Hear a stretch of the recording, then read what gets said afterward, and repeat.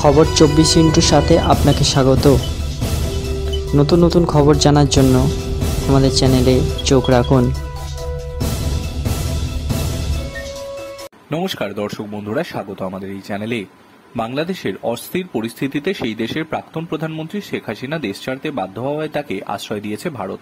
কেন্দ্রের এই পদক্ষেপের প্রশংসা করলেন কংগ্রেস সাংসদ শশী থারুর। পড়শি দেশের অশান্তি ভারতের জন্য চিন্তার কারণ নয় বলে জানান কংগ্রেসের সাংসদ। তবে বাংলাদেশে এই অশান্তির পেছনে পাকিস্তান এবং চীনের যে হাত থাকতে পারে সেই বিষয়টি উড়িয়ে দেননি শশী থারুর।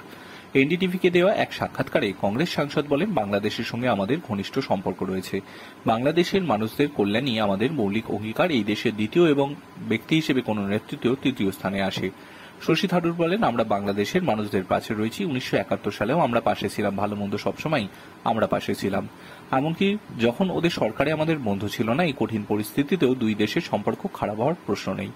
মোহাম্মদ ইউনূসের নেতৃত্বে বাংলাদেশের অন্তর্বর্তী সরকার নিয়ে কংগ্রেস সাংসদ বলেন, আমি ব্যক্তিগতভাবে মোহাম্মদ ইউনূসকে চিনি। ও অত্যন্ত সম্মানীয় ব্যক্তি। আমার মনে হয় ওর জামাত ইসলামী বা পাকিস্তানি আইএসআই এর থেকে ওয়াশিংটনের বেশি ঘনিষ্ঠ। যদি অন্তর্বর্তী সরকারের গঠন দেখে, তবে নয়াদিল্লি এই নিয়ে উদ্বিগ্ন হওয়ার কোনো কারণ নেই, বরং পাকিস্তান এবং চীন এই ঘোলা জলে মাছ ধরার চেষ্টা করছে কিনা তাই ভারতের জন্য বেশি উদ্বেগের। এই প্রসঙ্গে শশী থারুর বলেন, এই উত্তপ্ত পরিস্থিতিতে হিংসা ছড়ানোর পেছনে পাকিস্তানের আইএসআই যোগের সম্ভাবনা থাকতেই পারে। বাংলাদেশে চীনেরও প্রবল অস্তিত্ব রয়েছে। ওরাও এই সুযোগে নিজেদের প্রভাব বৃদ্ধি করার চেষ্টা করবে। এই বিষয়গুলি নিয়েই উদ্বেগ হওয়া উচিত। মোহাম্মদ ইউনূসের বক্তব্য বা অন্তর্বর্তী সরকার নিয়ে উদ্বিগ্ন হওয়ার কোনো কারণ নেই। শেখ হাসিনাকে আশ্রয় দেওয়া প্রসঙ্গে শেখ হাসিনা বলেন, আমরা যদি ওকে আশ্রয় না দিতাম তাহলে এটা ভারতের জন্য অত্যন্ত লজ্জাজনক হতো। যদি আমরা নিজেদের বন্ধুর সঙ্গে খারাপ ব্যবহার করতাম, তবে কেউ আর আমাদের সঙ্গে বন্ধুত্বের সম্পর্ক রাখত না।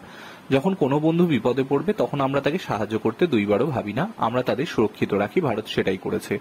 ভারত সরকারকে সাধুবাদ জানাই এই পদক্ষেপের জন্য। ভারতীয় হিসেবে আমরা বিশ্বের নির্দিষ্ট কিছু নীতি মেনে চলি। সরকারকে আশ্রয় দিয়ে এবং সুরক্ষা দিয়ে সঠিক কাজই করেছে। বাংলাদেশের সংখ্যালঘুদের উপর আক্রমণ নিয়েও তিনি বলেন, অবশ্যই ওখানে হামলা হচ্ছে, তা কেউ অস্বীকার করতে পারে না। অস্বীকার করা উচিত নয়, এটাই সত্যি। এক সময় এমন কাহিনীও সামনে আসছে যে বাংলাদেশি মুসলিমরা হিন্দু মন্দির এবং বাড়ি পাহারা দিচ্ছে। তাই অনেক খাবার খরচের মধ্যেও কিছু ভালো খবর আসছে। Bureau report.